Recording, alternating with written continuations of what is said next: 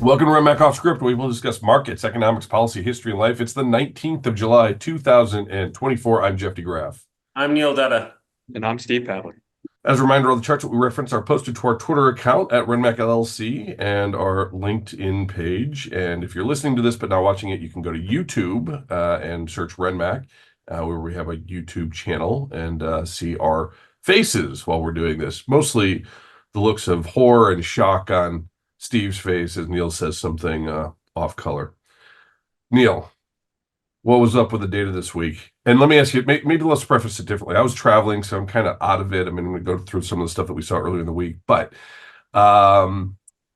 was the data enough to push the Fed for July, or is the Fed still going to sit on their hands for the July meeting, do you think? Well, I don't know if they're sitting on their hands one way or the other. I mean, the markets have largely come around to the idea that the Fed is cutting this year. If I look at the futures market, it looks like the markets are presently priced for 2 cuts, 2.5 cuts, and the first one for this year, and the first one starting in September.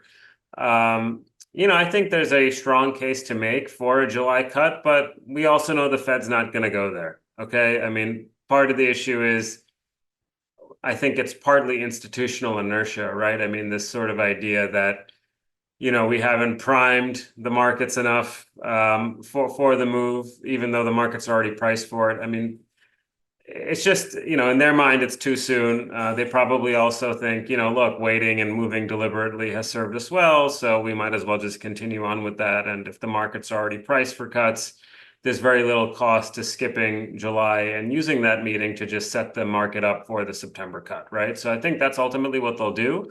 But like I said, I think there's a strong rationale to just rip the Band-Aid off and go now. I think the data this week doesn't really change much. It's the data are sort of all over the place. We had a weak auto sales number in June, but the core retail sales number was stronger. And manufacturing employment was soft, but manufacturing production was up. There could be some, seasonality issues going on with some of this data. When I look at, even when you look at high frequency measures of sort of credit card spending, it doesn't suggest the kind of knockout number we got on core retail sales this week. So, I'm not really sure what to make of the data. I certainly don't think the economy is growing at 2.5 to 3% right now, which is what you would think would be happening if you were just to take the GDP now estimate, for example, at face value. But, there is some risk that seasonality is kind of greasing the wheels of those data points, and we get maybe a payback later. We also got initial jobless claims, and Hurricane Beryl probably sent those numbers higher for initial claims. So, that could weigh on the establishment payroll data for July, because you have to be on the job in order to be counted in the establishment survey. So, there is some risk of a sort of weather event employment report for next month. But I think for the Fed, really there's not much right now that's moving them one way or the other. I think the important thing when you look at the speeches and the comments from Jerome Powell and Governor Waller this week is, number one, the labor markets are basically back into balance. And definitionally, if the labor markets are in balance, then there's a risk that the labor markets are too slack, or they could become too loose. You have to sort of think about that more so with the labor markets in balance. And I think Waller was very clear that, he basically said for the first time in a long time, there's more upside risk to the unemployment rate than he's seen. And I think that's notable. So the fact that the labor markets might be cooling and cooling a little bit too much, I think is something that the Fed, generally speaking, wants to be leaning against, which is why we're talking about recalibrating monetary policy. And I thought it was interesting also comments from Powell talking about how the last few inflation reports have given him more confidence. So, I mean, it's kind of what we've been saying. Unemployment is up, and there's a risk that it could go up more, and inflation is down. And, when you look at things like rental inflation and so forth, there's probably more downward pressure on the way for core inflation. So, yeah, I mean, I think there's a strong case to make for July, and I think people around the table at that meeting will be making that case. which is why if they're not ready to cut in July, they'll be using that meeting as to make a strong signal that they're close.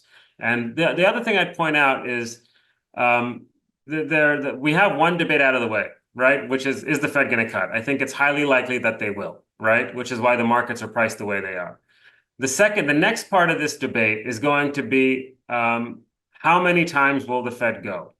And I think between myself and the consensus, there's not much gap, but I do think that there's a reasonable chance that the Fed goes 3 times this year, September, November, and December, because I feel better maybe about the inflation data than the consensus did. That's the second part, is like how quickly will the Fed get the 3 cuts out of the way? I think it'll be relatively front loaded. And then the next part of the debate, which is something we'll be talking about, I think, later this year, is 3 or 4 enough? Is that enough? And I think, yes, it'll be enough. But that'll be the next part of this debate, is whether is 3 enough?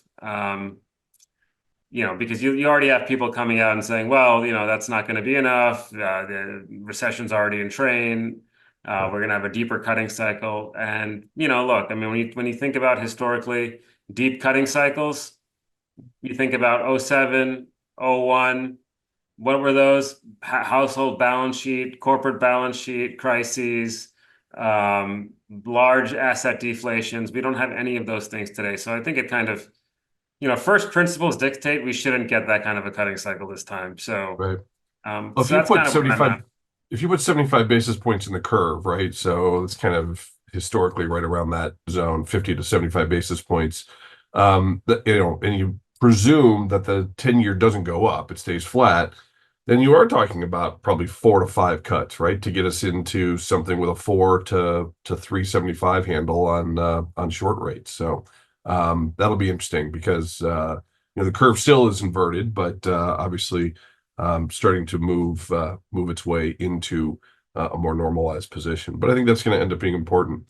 Steve, not that there was anything that went on last week. There's so much we can talk about there, but let's hit the top of the ticket, if you will. The rumors are swirling that Biden is stepping down this weekend.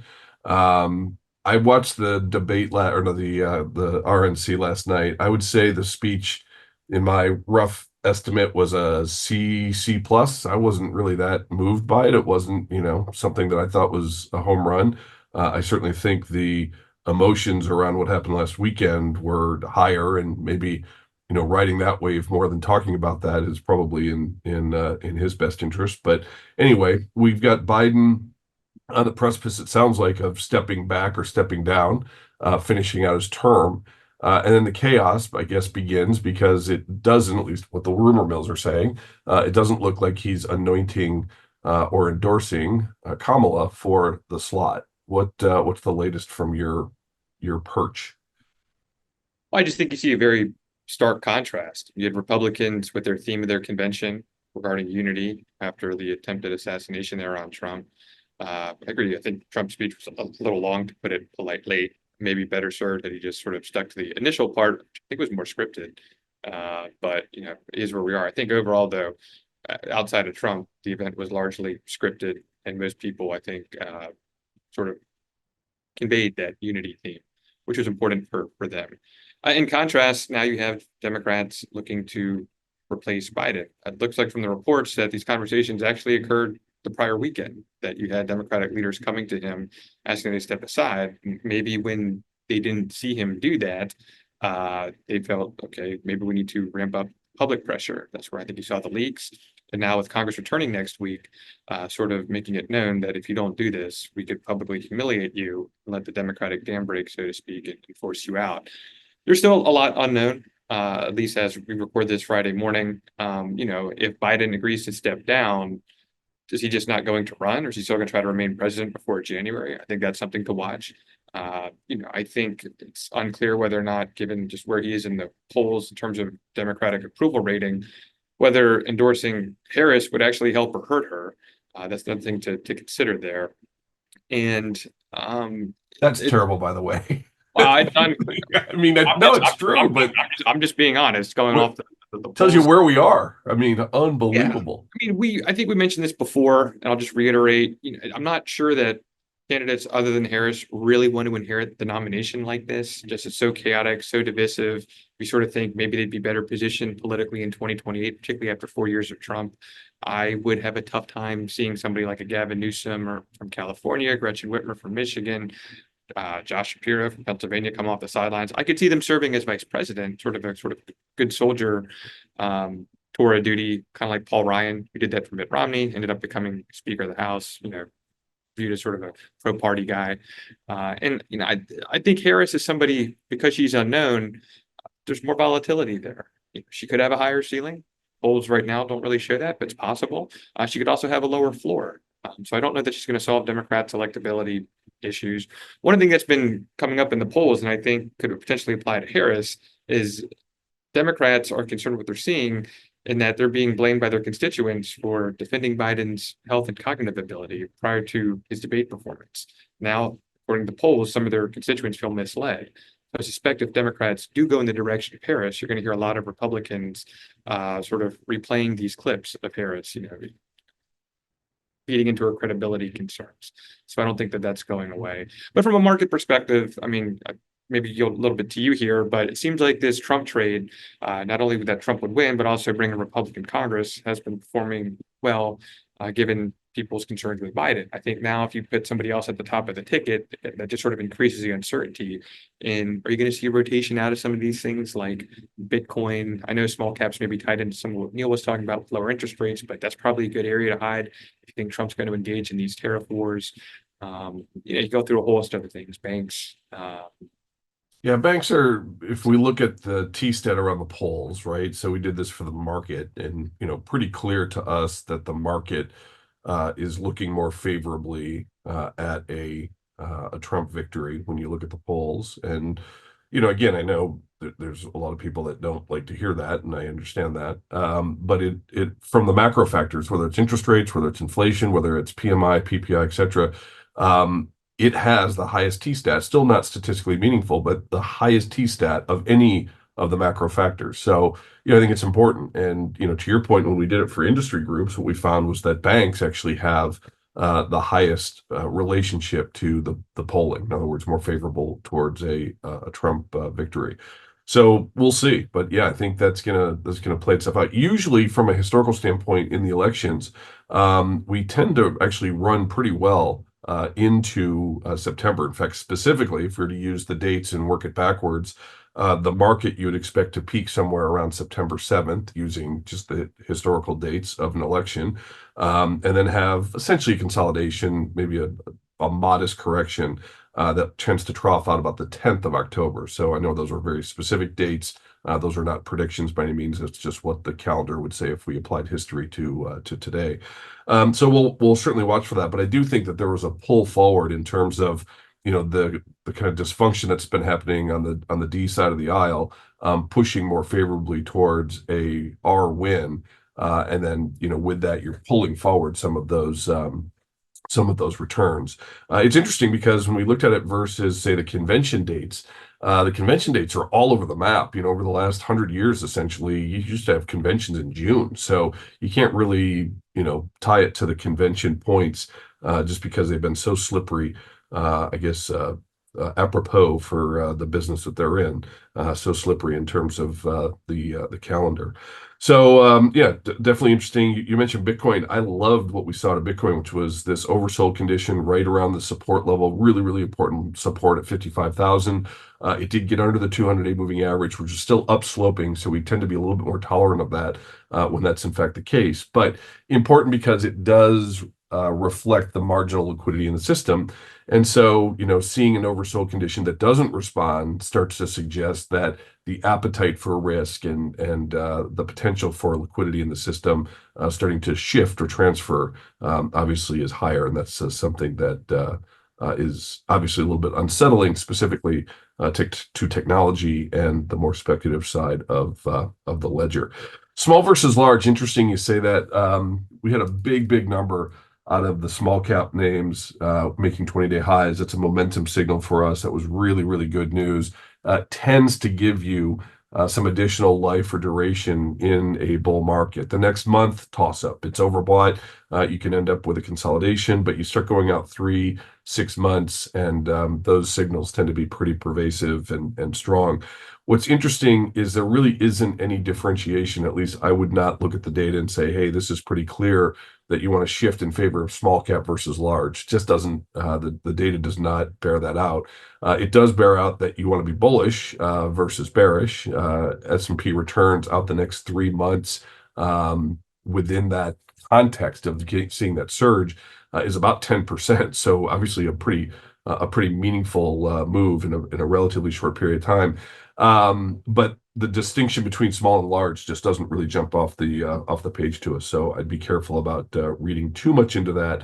Though certainly you hit the nail on the head. These short rates coming in have been a big driver in our view, and I think they have peaked of where some of that capital is likely to go as we see some softening of those rates. So, Steve, let's talk a little bit about down ballot because I think that's probably the bigger issue here. How impactful, how many sort of up for grab seats were there or are there both from the Senate side and the House side that, I think Charlie Cook came out and talked about, toss-ups leaning now or leanings becoming more solidified. I think Virginia was still in play, which was kind of a shock. What did the polls say since the shooting last week? How much has it moved in favor of Trump, and how much has it gone down ballot from there? Is there any data on that yet? In terms of the private polling being referenced in a lot of pieces amongst Democrats, that's where you're starting to see the concern. As you said, states like Virginia. I mean, they had New Jersey now under 3%, showing that that's in play. And I think, you think of states that maybe aren't competitive at the presidential level, but you get into like California and New York. I think ultimately how those states go in the House is ultimately going to decide which party's in control. And actions speak louder than words. The fact that Democrats and their elected leaders or selected leaders there in the House and Senate are calling for Biden to come out, it tells you all that you need to know. At the end of the day, Republicans always had a favorable Senate map. It even got more favorable when Joe Manchin knew that he was going to lose, decided to step aside. And I think now sort of trying to manage the size of that majority is going to be important because Democrats do have a more favorable map in 2026 when it comes to the Senate. From what I've seen looking at University of Virginia, Center for Politics, Cook, most of the toss-up states were about evenly split between Republicans and Democrats, sort of reinforcing this idea that whoever wins the presidency is likely to control the House. So I think at this point, that's probably where things stand. So in terms of the Senate map, what are your expectations there for Republicans? Well, Republicans' easier pickups would be Ohio and Montana. And once you throw in West Virginia, which already seems almost certain, that put them at 52 seats. Then you start getting into, is Trump really going to have a quote unquote landslide? Is he going to be able to carry Michigan in the Senate race, Pennsylvania, Wisconsin, maybe Nevada? So now you're talking about, okay, we're going to go 52, maybe to 56. That seems really optimistic to me. So maybe try to split the difference in 53, 54. But that's important when you start getting into what are going to be the limiting factors here with respect to the tax debate. If Republicans have larger margins, they could be pressed to go further in cuts. And then you get into the sequencing of events. Are they going to try to maybe look to reclaim some of the unspent funds from the Inflation Reduction Act and use that sort of to justify going further on the tax cut side? Maybe Trump decides to impose some tariffs earlier on to generate revenue again, creating some more headspace there on the tax cut relief. I think there's some interesting divisions here on the corporate tax debate. You have Vance and others sort of questioning why should the benefits go to businesses, particularly when a lot of them have sort of aligned more recently with social issues pushed by Democrats. So that'll be something to watch playing out. Because again, Trump's going to enter a lame duck. And Vance is now the heir apparent to 2028. So these lawmakers that plan on sticking around beyond 2028, if they're sure Vance's view, they may be a little more vocal here. So that's something to keep an eye on moving forward. Yeah. Neil, I think the Senate seat in New Jersey is open. No, it's not. Andy Kim seems to have that one locked up. But anyway, yeah. So long to Bob Menendez. William Bob. Yeah. I mean, I love the Google search that got him. How much is a kilo of gold worth? That's great. Right. You could have asked how much a kilo of something else was worth. Well, I mean, that was probably right behind it, Who knows? Well, you must Who have. knows? You don't need to search in Google. You just have Hunter on speed dial for that. No Not doubt. touching that one. Neil, what's on the docket this week for data? So we're entering the quiet period for the Fed. So there's not going to be any Fed speak. But in terms of the data, we're going to get some housing numbers, so existing and new home sales. Pending home sales actually fell to a fresh low in the latest reading, and so to the extent that pending leads existing by a couple of months, it would suggest that existing home sales remain soft. New home sales, market's looking for a modest improvement, but that's after several months where it's been slowing. And then we bookend the week with core PCE. And, core PCE is going to be a little bit, I think it'll still be showing improvement, but it won't look as good as CPI.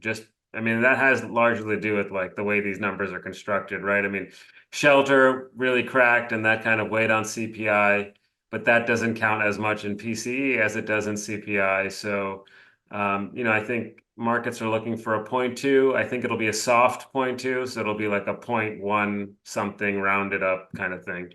But it's, I don't think it makes or breaks anything with respect to the Fed one way or the other.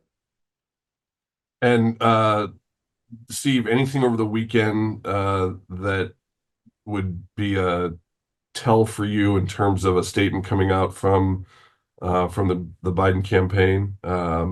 Any inside baseball things that you're looking for out of the potential for him to step down? The Sunday shows, do they feel pressure to do it before then, knowing that maybe some people are going to go on and call for him to step down? Or maybe that's sort of the result after people go on the Sunday shows to call for him to step down. Then looking ahead sort of next week, Congress right now is scheduled to be in next 2 weeks. I don't anticipate them doing much of anything substantive just because lawmakers are really risk averse before the election. There's a chance that the Senate may bring up the House tax bill that passed earlier this year. I don't think Senate Republicans are going to support it, so it may just be a political messaging opportunity, put Senate Republicans on record for opposing it. So I'd keep an eye on that. And then there was rumors this week regarding the Biden administration considering some additional restrictions there on semiconductors, specifically banning foreign firms, primarily ASML, TSMC, from using U.S. equipment. They're the ones I think be most exposed there if that follows through. And sort of related to that, you had a lot of headlines regarding Trump's statement in a Bloomberg interview, sort of questioning U.S. commitment to supporting Taiwan. I think everything with Trump's in negotiation, particularly on the international stage, I think use of the term insurance premium sort of suggests, hey, Taiwan, if you want us to defend you, you should pay for some of our weaponry here. But again, these an example of how these headlines here can move things. But I know there's been a lot of interest in that tech sector and AI and chips and how all that sort of comes together. So that's sort of what I'm keeping an eye on. Well, we'll be watching key levels. The S&P has a rising 50-day moving average, up by about 40 points from where we talked about it last week. 54.03 is that support level, with primary support down at 5,200. 10-year yield really still hovering right around this 420 level. It's an important level for support. Getting down below that clears the way for 403 to the downside, which obviously would be welcome. 450 is resistance there. And again, talking about Bitcoin, where we are there, 72,000 is essentially resistance, with 55,000 being support on Bitcoin. But again, that ascending 200-day moving average important, and as a tell for the marginal liquidity, we think that will continue to be an important indicator for us, at least between now and the end of the year. Join us again next week. We'll be 1 week older, 1 week wiser. Don't forget to follow us on Twitter, or if you want deeper insight, go to RenMacAccess.com, RenMacAccess.com, that is. Until then, I'm Jeff DeGraff. I'm Neil Dutta. And I'm Steve Pavlik. We'll see you.